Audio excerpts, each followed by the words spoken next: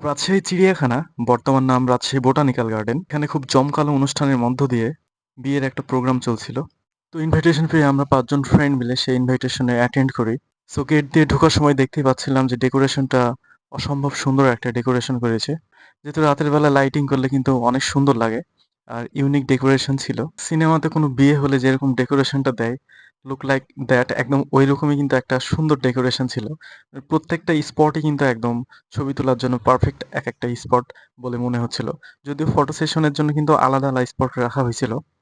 তো আমরা পুরো জায়গাটা একটু ঘুরে দেখার চেষ্টা করি, কতটুকু জায়গা জুড়ে এই অ্যারেঞ্জমেন্টটা করা হয়েছে। তো এখানে রান্না-বান্নার কাজ চলছিল।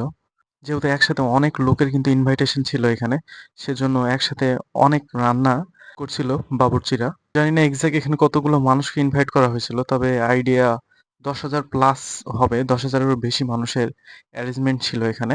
এই যে জায়গাটি দেখতে পাচ্ছেন এখানে কিন্তু সঙ্গীতের আয়োজন করা হয়েছিল। তো তারা বিভিন্ন ধরনের টিউন মানুষকে শোনাচ্ছিল এখানে বসে বসে। স্টল টাইপের জায়গা করা হয়েছে যেখান থেকে খাবারগুলো সার্ভ করছে। সো আমরা খাবার খাওয়ার জন্য ভিতরে প্রবেশ করব। তো দেখতেই পাচ্ছেন কি পরিমাণ ভিড় ছিল সেখানে। সো ভিতরে যাদের খাবার খাওয়া হয়ে গেছে অলরেডি তারা বের হচ্ছিল আর আমরা ওয়েট করছিলাম দরজার কাছে। সো প্রথমবারের চেষ্টায় আমরা কিন্তু ঢুকতেই পারিনি, মানে এত বেশি গেস্ট এই প্রোগ্রামে আসছিল। তো আমরা সেই ফাঁকে একটু পুরো এরিয়াটা আবার ঘুরে দেখার চেষ্টা করি, যে আমরা পুরো এরিয়াটা কাভার করে তারপরে আমরা খেতে যাব।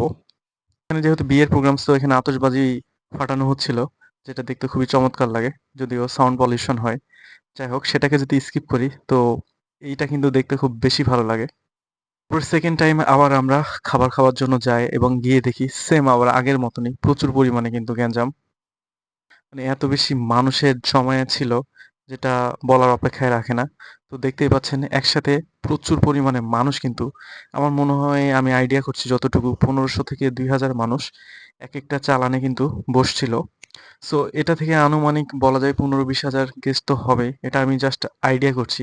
এক্সাক্ট আমি জানি না। অ্যারেঞ্জমেন্ট দেখে এবং সেখানে যে গেস্টরা আসছিল তাদের দেখে একটা আনুমানিক একটা সংখ্যা আপনাদেরকে জানালাম আরকি। যেহেতু অনেক বেশি গেস্টের একটা প্রোগ্রাম, সো এখানে বিভিন্ন ধরনের কিন্তু আইটেমগুলো ছিল। সো প্রত্যেকটা আইটেমই খুবই ভালো লেগেছে। তো প্রোগ্রামটা অনেক বিশাল আকারে। সো আইটেমগুলাও কিন্তু সেইভাবেই কিন্তু ডেকোরেশন করা হইছে।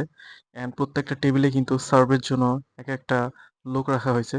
সো খাবার-দাবারে কোনো ধরনের প্রবলেম হয়নি। খুব সুন্দর একটা অ্যারেঞ্জমেন্ট ছিল। তো যাই হোক এখানে কিন্তু ফটো তোলার অনেকগুলা জায়গা তৈরি করা হয়েছিল, যেখানে অনেক মানুষ ছবি তুলছিল। তো আমরা যাদের বিয়েতে অ্যাটেন্ড করেছিলাম তাদেরকে এখানে দেখতে পাচ্ছেন।